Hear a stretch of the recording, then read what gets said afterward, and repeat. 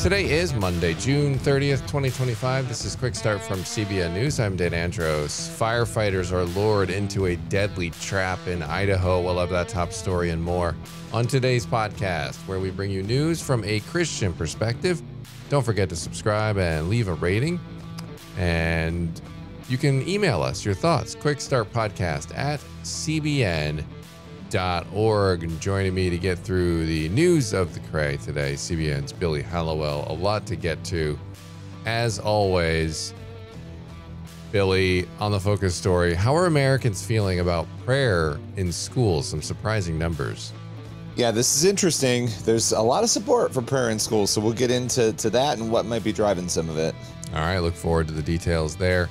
On the main thing, it's the 10th anniversary of the Obergefell versus Hodges ruling, and support for same-sex marriage is at an all-time low among Republicans. Madison Seals has more on that coming up on the main thing. All right, make sure you're subscribed to all of our CBN News podcasts. You can find them in the description of this podcast episode, including Billy's Newsmakers, Trey's Faith and Culture, Navigating Trump 2.0, Heaven Meets Earth. Great podcast. Make sure you're checking all of those out. All right, it's time now to go to the news in 90 seconds.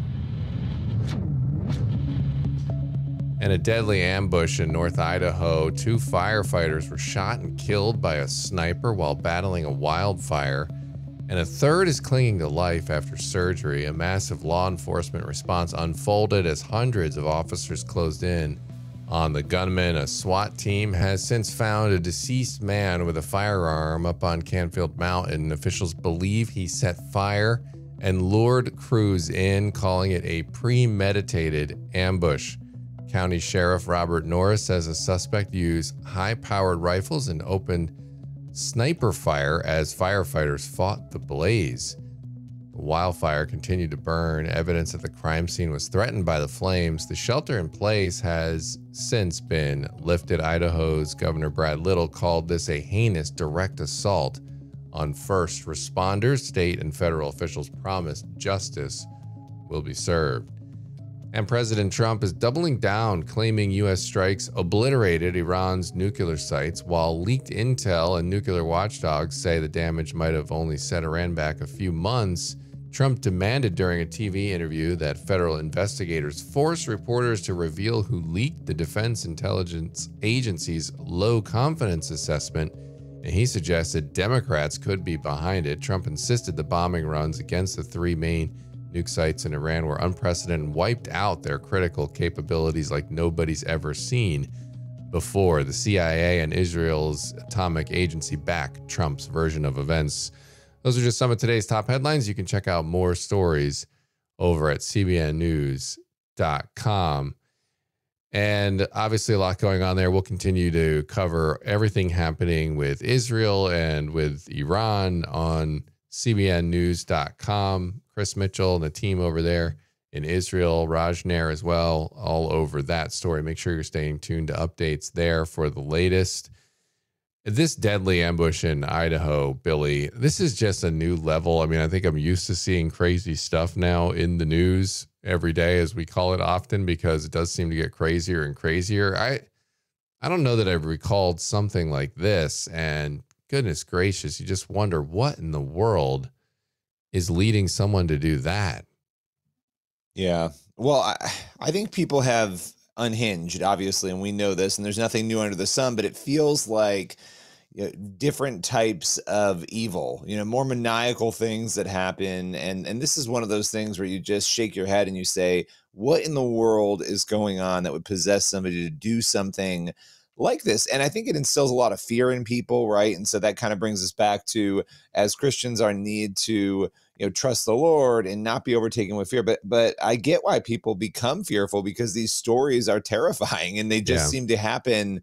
They seem to happen at a rapid pace now. Yeah, they do. And this is obviously a big one, but I think it's this dueling thing going on. People kind of look back and say, oh, I long for the days when things were so great. And it's like, well, we've always been sinful creatures, right? Sin has been in the world since Adam and Eve bit the apple in the garden and sin entered the world. So we know that's there, and we have this incredible amount of information available now. So we see so much more of it. Obviously, this was a major story. You're going to see it either way. But you do see a lot of the smaller stories that maybe wouldn't have made national headlines. Everybody sees everything in their local area and things on social media. So it's very easy to get overwhelmed. And like you said, we've got to remember that, yes, we're living in a fallen world, but ultimately our hope is in God. And that's a good hope. And we know that he's going to make all things new. He's going to make all things right. And we just have to continue to trust in that. So we are going to go to the focus story now, though, and a new survey sheds light on how Americans really feel about teacher-led prayer in schools. So what's the story here? Yeah, this is interesting. We're talking about things in culture changing. One thing we have done is make things worse, I think, in this country with the actions that we've taken. And obviously, one of the big things we've done is we've removed prayer from schools. That was something that happened back in the 60s, and we'll talk about that in a minute. But as it turns out, according to the Pew Research Center, a majority of Americans actually support allowing public school teachers to lead their classes in prayers that refer to Jesus. So those would not just be teacher-led prayer. That's Christian-led teacher prayer, which is very interesting. And just to kind of recap some of the history that I just mentioned, invocations in public school, this has long been a source of debate and fighting. And this really intensified in the 1960s. You had Engel versus Vitale. That was a 1962 Supreme Court case that found that non-denominational school prayer violated the Establishment Clause of the First Amendment. And then you had a second case the next year in 1963, Abington School District versus Shemp. And in that case, it was found that reciting the Lord's Prayer and Bible readings could not be sponsored by schools. So those two cases threw out prayer in school and Bible readings in school, which had been part of the public school day. And now here we are more than 60 years later, and you've got Pew finding a deep division among Americans over Christian prayers. But again, just over half of U.S. adults, 52%, they favor allowing public school teachers to, again, do teacher-led prayer. 27% said that they strongly favor this, and 26% favor it. What's interesting is that 46% of adults then oppose allowing public school teachers to lead classes in prayers that refer to Jesus. And again, you've got in that 22% strongly opposing and 24% opposing. But the point is 52% support it, 46% of Americans do not. So what happens when you ask about just general teacher-led prayer? Yeah, so because just so that we clarify this again for people, that is Christian-led prayer. That's what makes that 52% so interesting, that the teacher is mentioning Jesus. It's not just a random prayer. When you take that out and you basically say, hey, would you allow a teacher to, refer to God but not mention any specific religion? Support increases to 57% of Americans saying that they would agree with that. So it goes up a number of percentage points from the Christian-led prayer. So where is support for teacher-led Christian prayer highest and lowest? Yeah, so moving back to the Christian-led prayer, some of this is not shocking. It's particularly high in parts of the South, Mississippi, 81%, Alabama, Arkansas, Louisiana, South Carolina. That's where you see most of the support. And then you see opposition, again, not surprising, in places like Oregon, where 65%, Washington, California. So the states you would expect to support more and reject more fall in line with the assumptions that we might have about those states. So it is interesting, though, that all of this is going on, because here we are again at a time where we're talking about revival and people seem more interested in faith, and you actually have more than half the country saying, hey, you know what, we actually support allowing this. That to me is pretty notable. Yeah, I mean, and listen, we've been talking about the pendulum sort of swinging back for, I would say, years now, and wondering, when is this thing going to start to swing? Because you've had basically leftist activists running roughshod and having their way for the past few years, and you wonder when it was going to be overdone. And I feel like we're starting to reach that point, and we'll see where the dust settles on that. But people are sick and tired of being told what they can't do and what they can't say and being censored on every little thing. And I think seeing something like prayer as bad and also unconstitutional. I mean, I think we know the history in this country, and we know that Christianity, I mean, the Bible was a big part of early education in America. And it wasn't until the progressive era when a lot of those things were undone and suddenly made to be bad, over time. So I think we're starting to see that pendulum swing back.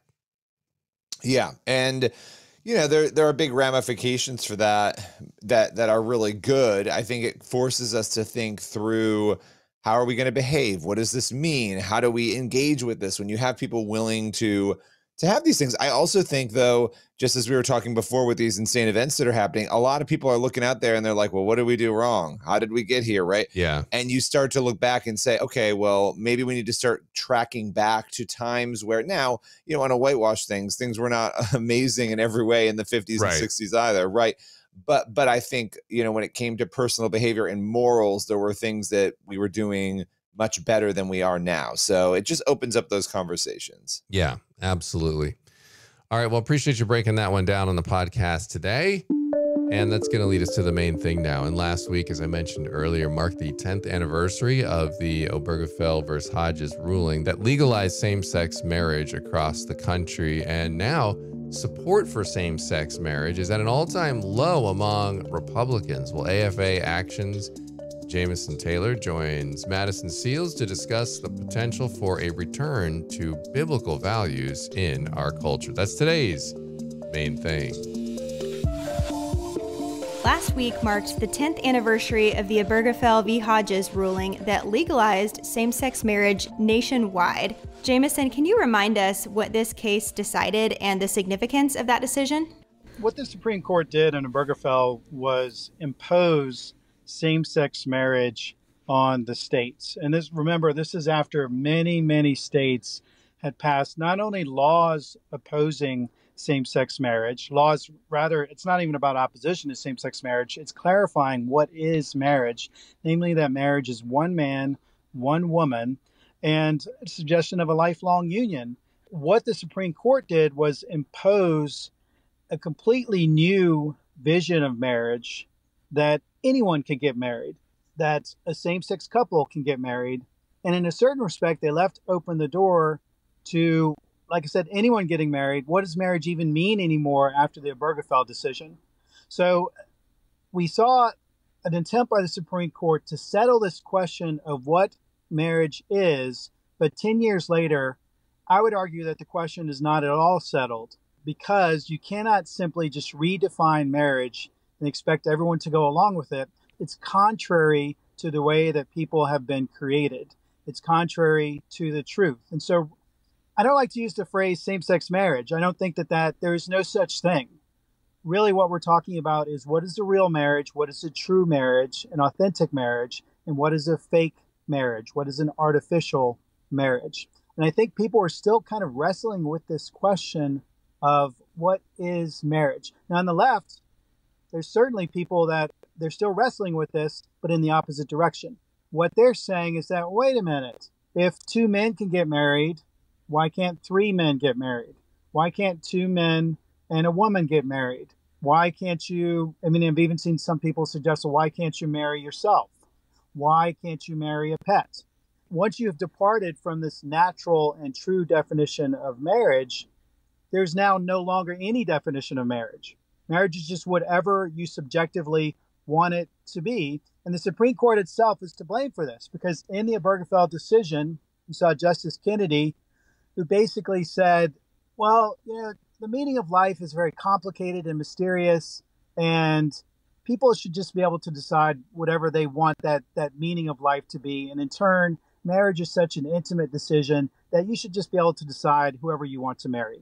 So they completely departed from any kind of anchor in the truth. They departed from any even biology.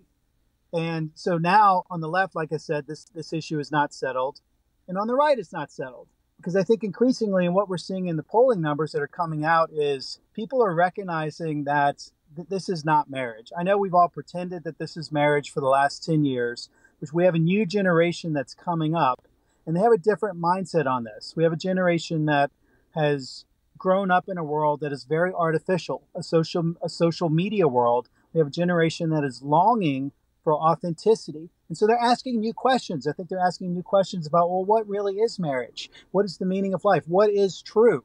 Because constantly they're bombarded with things that, they kind of know is fake. The stuff on TikTok is fake. The stuff on Meta is fake, to some extent. They're surrounded by this artificial world. So I think there's a fresh approach right now, a fresh attempt to start to ask what really is true. And so likewise, thinking through what are the most important human relationships? And is it true that anybody can marry anybody, that marriage doesn't matter at all? The new Gallup study that you briefly hinted at shows a 14-point drop in support from Republicans for same-sex marriage over the past 3 years. In 2021 and 2022, 55% of Republicans said same-sex marriages should be legally recognized. Today, only 41% agree with that. And I think something else we've seen is this cultural shift in support for the LGBTQ agenda in general this year. I think of Target and so many other brands that were really embracing rainbow flags and filling their advertising in stores with it last year. And this year, it seems like that same level of marketing and support has kind of dropped off. What do you see as the reason behind that? And do you think that LGBTQ activists are partially to blame for kind of taking over this rallying cry for same-sex quote-unquote marriage and using that support to push other things like puberty blockers and trans surgery? Do you think that has had effect on these numbers at all? I think that's absolutely right. People are waking up to the agenda of the gay movement. I mean, what we had is first the gay movement said, hey, all we want is tolerance. And then they started to advocate for marriage and they said, hey, all that we want is equality. We just want our quote unquote marriages to be treated on equal footing for tax purposes and other things like that. We want equality.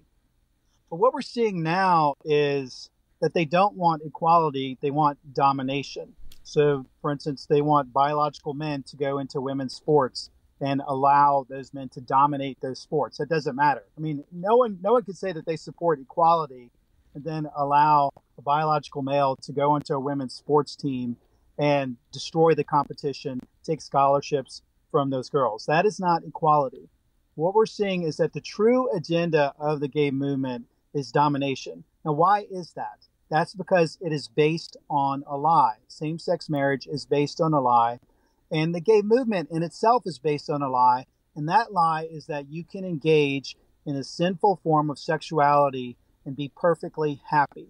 You can cover over any wounds, any abnormality you may feel, whatever it may be, you can just cover that over by engaging in this sexuality, and everyone has to accept that.